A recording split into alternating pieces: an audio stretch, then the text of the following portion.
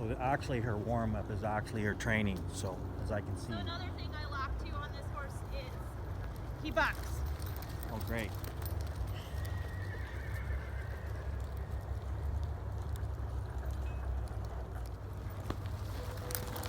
So can you, while you're riding, explain to us how are you trying to get the front end moving? What are you actually doing? What's your thought process here? Well, and then how does it translate? And then I try to move his shoulders out and in of his circle. Out and in of his circle, you're trying to move the shoulders, okay?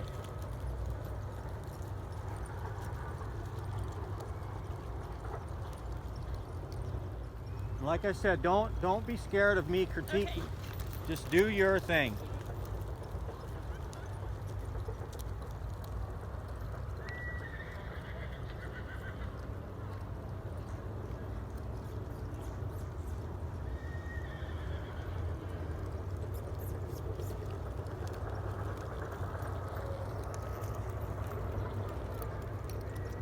Okay, you're boring me, so move on. Okay. That's, what's our next thing? What? So I'm a lefty, so I always go to the left first in my circles. I always lope to the left first. Okay.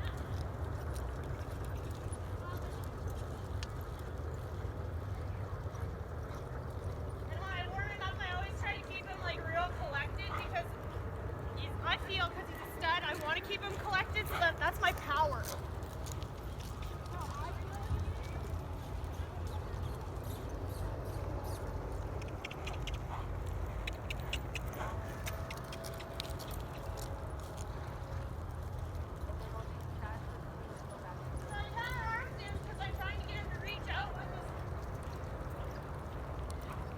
Opposite leg, I guess it's outside leg.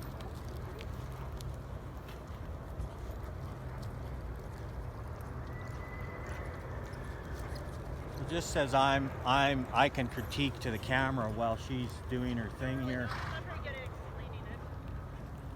But I'm trying to just keep his front end moving. So she's saying she's trying to keep his front end moving.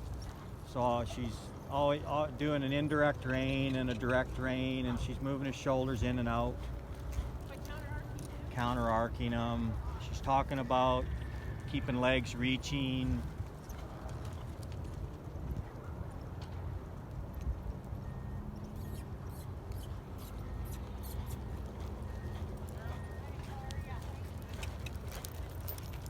So is Joe critiquing this? When I'm watching this horse, I'm watching this horse's expression, and she's forcing this horse into vertical flexion, like she's holding on to it, and you can tell by this horse's expression, like it's not pissed off, but it's 6 months away from being pissed off because she won't let it go and let it make So that's what I pretty much do, is I just keep moving his front end a lot, Joe. Okay.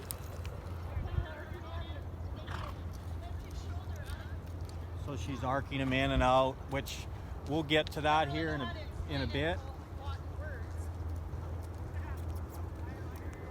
She also mentioned about that she's holding on to this horse because she's wanting to keep it collected. Because that's where she feels like she gets her power from collection. Okay. So I just was narrating while I seen what was going on. What else you got? What else do you?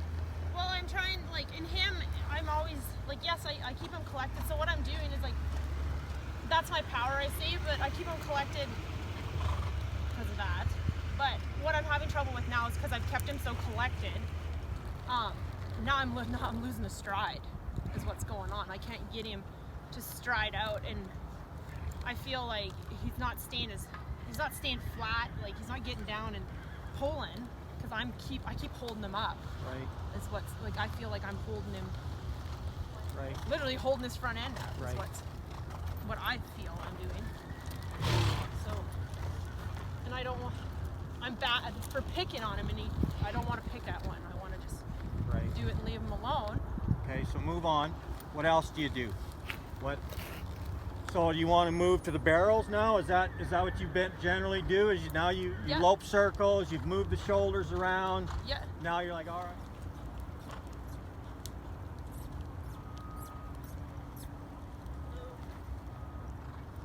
Obviously she's working on rate there. Now just for you folks watching, because I'm going to critique her here in a bit, look how she looks down.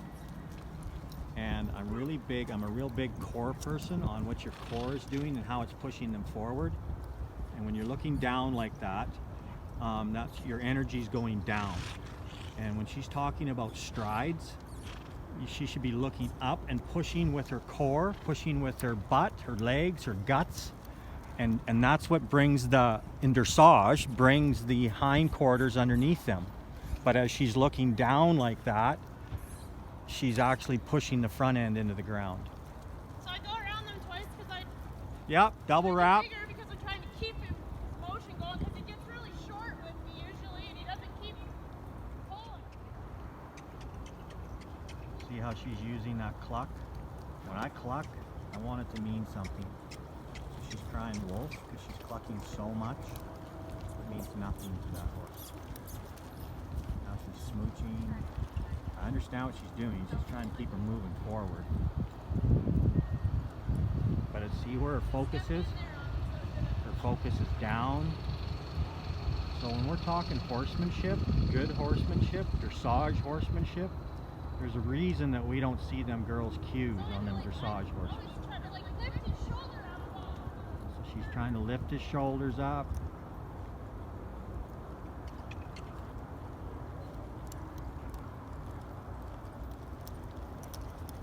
Kind of bothering him and bothering his mouth again.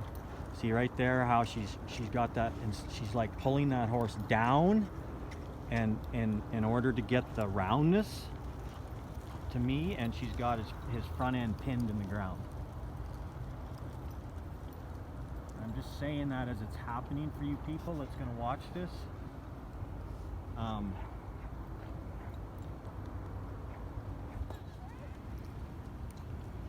So she said she's having trouble with him cutting her off.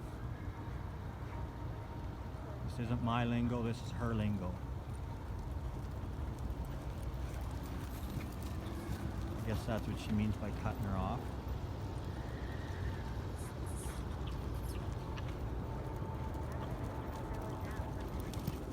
Pretty nice. Pretty nice.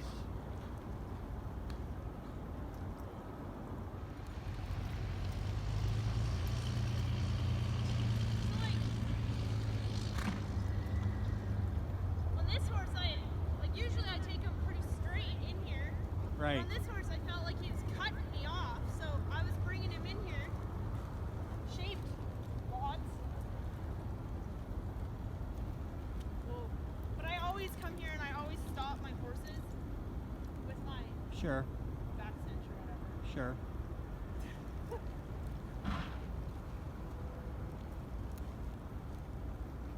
All right, so come over and visit with us while you're there, and I understand you walk them, and I don't think it'll kill you to come over here and me critique you a little bit. Sure. So, what I am seeing, I'll stand over here with her. So, as you can't see what I'm saying on that camera when you're over there, and I was narrating to the public what I'm seeing as you're explaining, right? So, a little closer, Joe. What are you getting out of any of my social media stuff? Anything? Yeah, lots. What are you getting? What are you actually using? Like keeping my horses like broke, and how I'm supposed to get them broke is what I'm trying to like get out of your stuff. Just some of it I don't know how to use it properly, so then I don't think I'm using it correctly at all. Is mostly what I. Okay. So she's wanting the broke part, and then and what have you tried to use that you're like, I kind of get what he's saying, but it's not working. Like, what are you actually working on? Anything? No, not really. Okay, good to know. All right, so for me to critique what I'm seeing, Yes. when I watch your horse's expression, Mm-hmm. the first and foremost, what I say on my social media thing, let your horse go. Don't hang on to the reins. Your first thing that you told me was, I'm going to hold my horse collected Yeah. because I feel like that's how they get their power. She's right, but if you hold them all the time, you're desensitizing them to that. Yeah. So when I'm watching your horse's expression, it's a lot different expression than this expression right here. So your horse is like, so that's telling me right there Yeah. that the mental part is kind of like, Yeah. get off me. Yeah. And like I said on the camera there, it looks okay now. 6 months from now, It's not. you keep doing that, Yeah. especially a stud, Yeah. and you say you don't want to pick on him. Well, you are picking on him Well, exactly. because you're hanging on to him all the time, Okay. right? When you collection, true collection is when the mental, the emotional, and the physical is properly combined. Okay. That's a whole different Oh, process than, so as I said on my video last week, that I am a big fan of getting them, because of Tim McQuaid, getting them broke to this right here, right? So I went to a man's place that is the #1, to me, horse trainer in the world. Yep. Yes, it's raining, horse training, but he's, to me, from what I experienced in the 2 winters that I was there, it's like, and that's not his deal, is training people. He trains $1 million horses, sells them in Europe, and Yeah. wins futurities and blah, blah, blah, okay? So in his, probably, and I remember this distinctly one time riding with him right off the bat, as I'm loping my circles and kind of doing what you did today. And he's a gruff guy. He said, Joe, one thing at a time. One thing at a time. So obviously he's seen me doing kind of what you're doing out there, and he's seeing that expression on my horse, and he's like, you're doing too much. Okay. One thing at a time, right? So we took for granted that her groundwork was so-so. Okay, we'll get into that. No big deal. So the next, what I'm looking for Yep. is a program in you. Yep. I don't see a program. No. I kind of see a guessing on moving shoulders around, when legs are reaching, when they're not reaching, Yep. when they're collected and when they're not collected. That's the negative part. Okay. When I actually see your horse make the turns, very positive, very nice turns. Okay. But here's the thing. I rode with Cassie Mowry for 3 or 4 winters, and I got my ass cussed one time pretty quick. And kind of, I was doing all this stuff like you were doing, getting ready to go around the barrels, and she said, what are you doing? And I said, well, I'm doing this. She says, how do you know what you're training that horse for when you don't even know what kind of mistakes it wants to make? So I'm going slow all the time, and I'm training for this certain thing, but she's noticed that I've never run this horse. So I don't know what its tendencies are. So I'm like, you're rating this horse? What happens if this horse is short all the time? So all of a sudden you're wasting your time. Yeah. It's a total waste of time. And that's what I'm not saying, Yeah. but that's an example Yeah. of a professional watching me saying, you're doing all these things because everybody else does them, is Yeah. basically what she's saying. But that horse doesn't need that, because you haven't went fast enough and found out what its tendencies are. Maybe that horse wants to be really round and needs to be actually flatter, as in FM radio. Like she said, that horse there, like, wanted to kind of run down, be a little Gumbyish. When she went in there, she had it so round that when she pulled, it just got rounder. So all of a sudden, she had to start flattening it out. Yeah. And so then her preliminary stuff was trying to stiffen this horse up.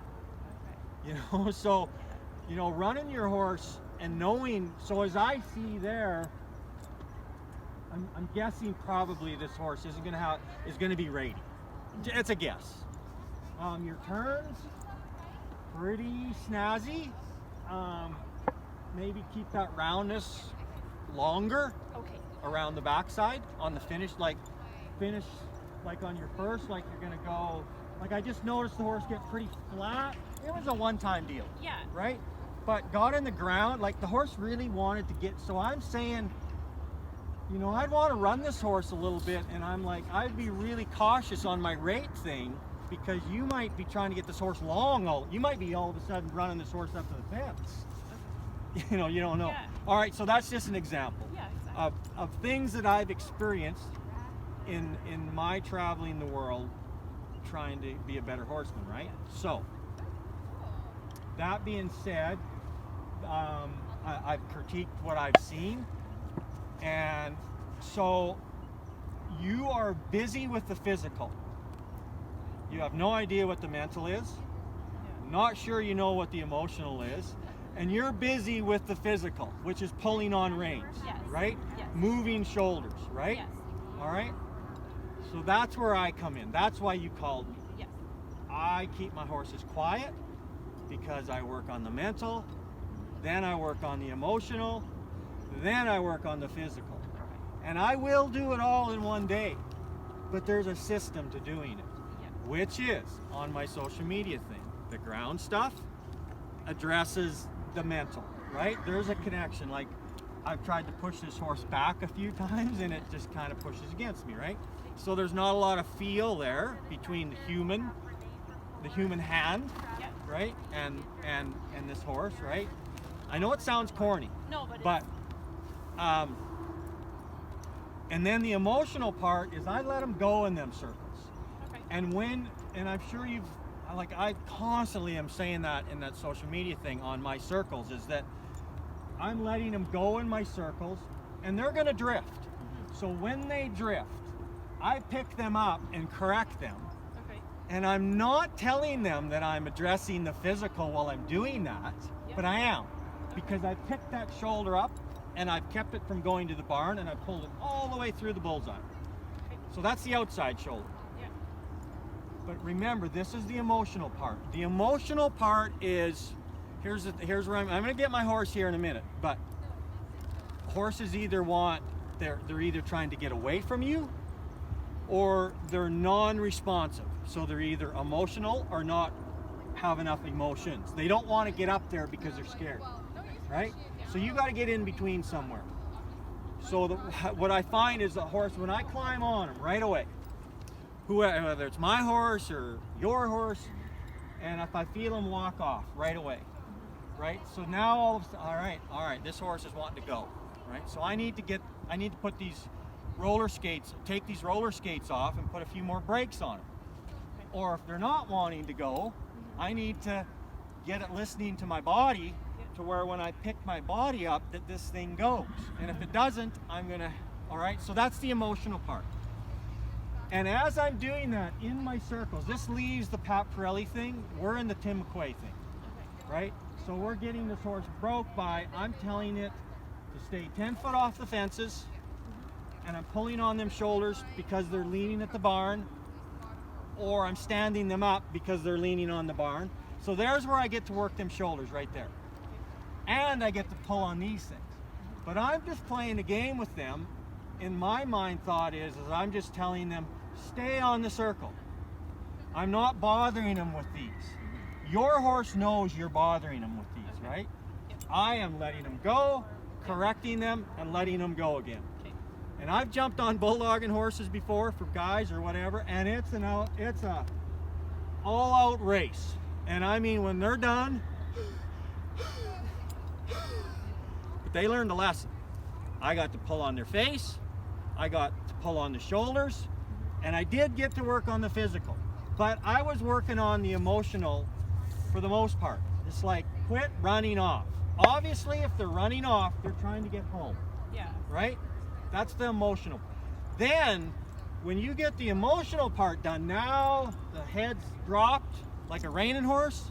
Like, this is the big thing about Tim McQuay. Like, lots of reiners force them into that headset. Tim's horses, by doing that exercise right there, the necks flatten out and you can see the head lower. Now you can start picking on the physical.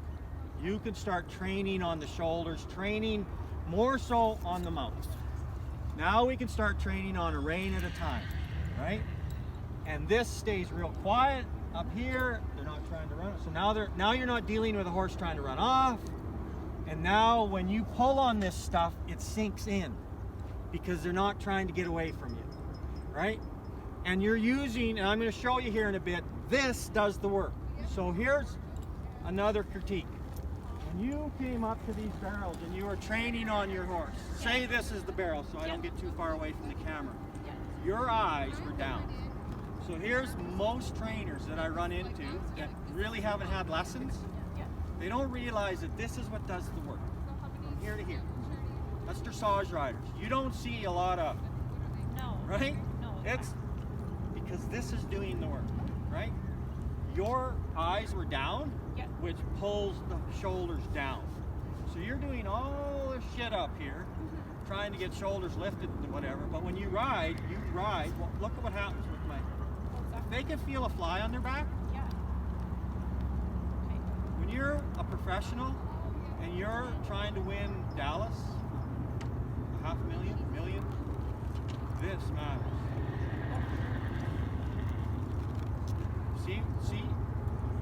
See? That matters. Because when you do that, now you're not, oh, he cut me off. He didn't cut you off. You cut him off. You took your focus down there and when we're talking about highly trained animals. Now, if it's just, 19-second pattern, it probably don't matter all that much, right? When you're wanting to pick your level up, that's where it matters. And that's where I travel around North America to find that stuff out. Focus first and foremost that's what happens in this horsemanship. As I said it in my last video, is once you get this mental thing going, because I task my horse on the ground. There's tasks that I tell him to do, and you're going to see because this colt's green over here. And when I do that, pretty soon, because there's always an answer, there's always a way out for them. They kind of get going like this. What does he want me to do next? And then that turns into the feel. It's like, I'm not a big believer in this. And I remember that good horse that I trained and sold that went to Dallas last year in the top 20. That girl kicks a barrel down, which she likes to kick. She doesn't kick that barrel down. She comes back, runs the same time. She wins it. Wins 433,000. All right, because she. But okay, I'm not saying you can't win kicking, and I'm not saying you're not going to win kicking. But I start right from the start with my core. My core right in the colt start is, and I'm trying to get them to take that first step like this. And if that ain't working, and pretty soon, because here's what a lot of horsemanship is the Pavlovian theory. Ring the bell and then feed the dog the steak. You keep ringing that bell and feeding that dog the steak, pretty soon you ring the bell and the saliva is running out of his mouth and the steak's still in the freezer. That's what it's about. Dolphin training, the clicker thing, it's like, here's the soft part, and if you don't kind of get going, then I'm going to come with the heat.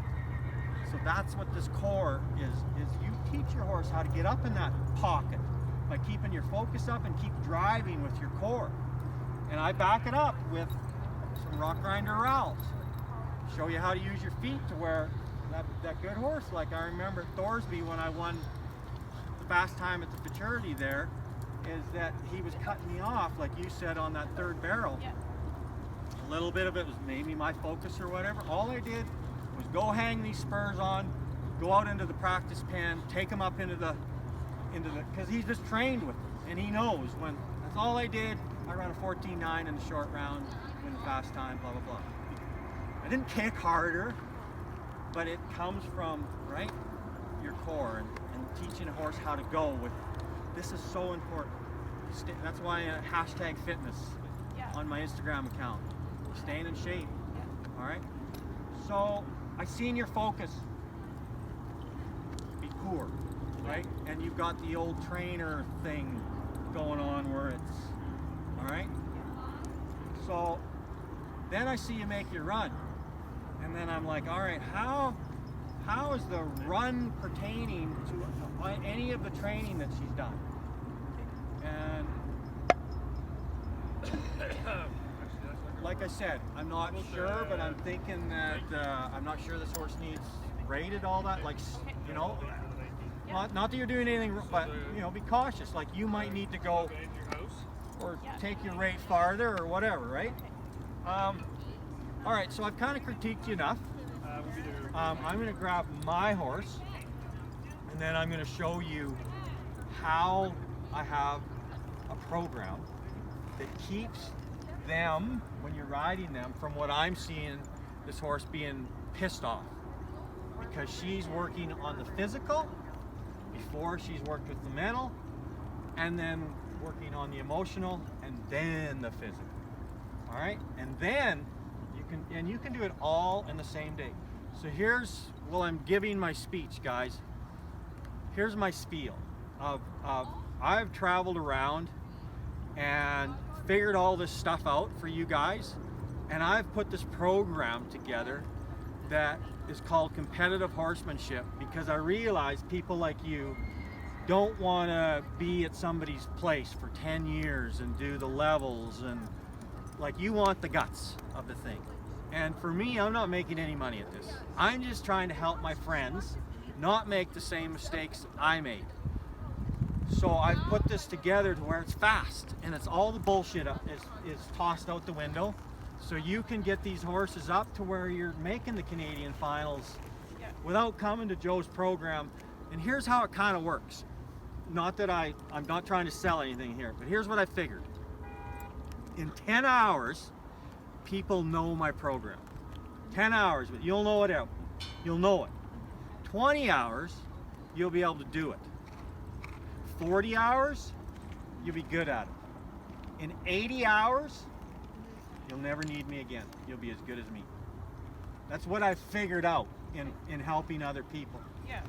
And when I charge $50 an hour for $4,000, people, I'm not going there with you, and because I'm going to eventually sell an app and have people, because I want to help people from my couch.